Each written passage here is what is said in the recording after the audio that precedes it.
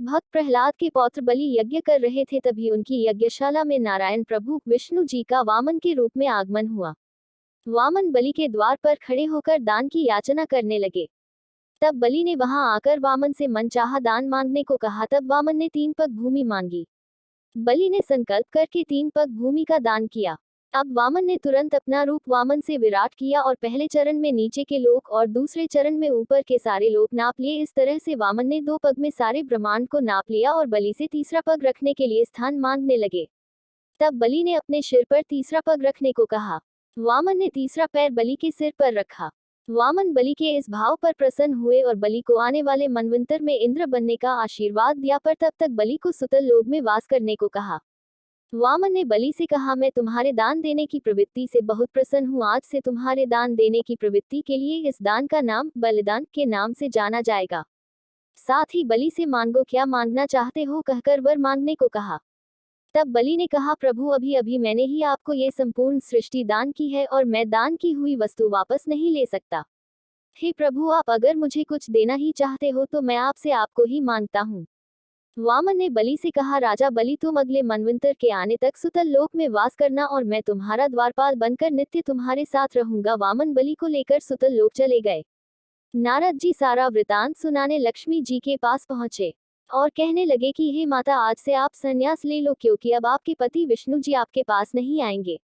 लक्ष्मी जी नारद जी की रहस्यमयी बातों को सुनकर नारद से कहा कि स्पष्ट बात कीजिए। तब नारद जी ने लक्ष्मी जी को सारा वृतांत सुनाया और कहा कि अब से वे राजा बलि के यहाँ द्वारपाल हैं।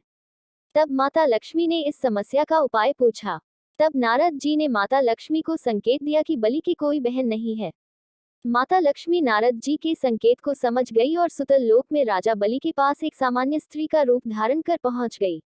राजा बलि ने देखा कि एक स्त्री हमारे द्वार पर कुछ मांगने आई है और उस स्त्री से पूछा कि आपको क्या चाहिए, निसंकोच कहिए।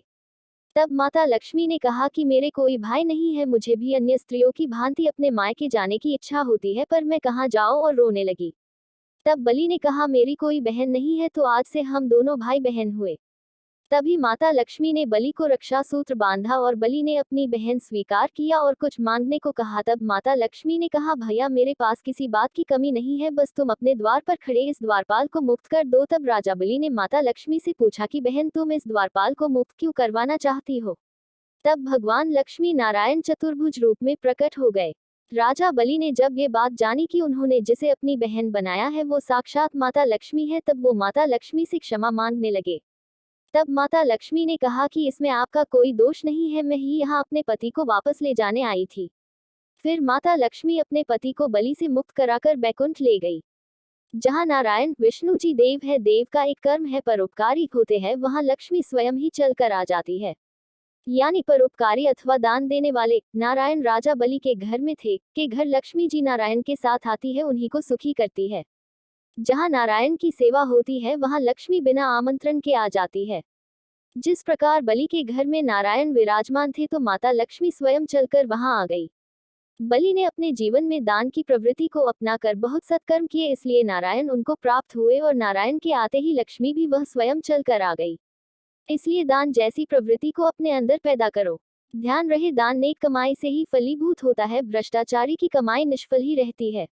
संतोषी जीवन अपनाओ, जो आपकी सादगी एवं अपरिग्रह की प्रवृत्ति से ही संभव है। प्रभु में श्रद्धा एवं भक्ति, गौमाता को पुण्यात्मा मानकर उसकी सेवा एवं शुद्ध शाकाहार अपनाओ, करुणा को चुनो। एक सत्कर्म पूरा हो तो दूसरा सत्कर्म करो, दूसरा पूरा हो तो तीसरा करो।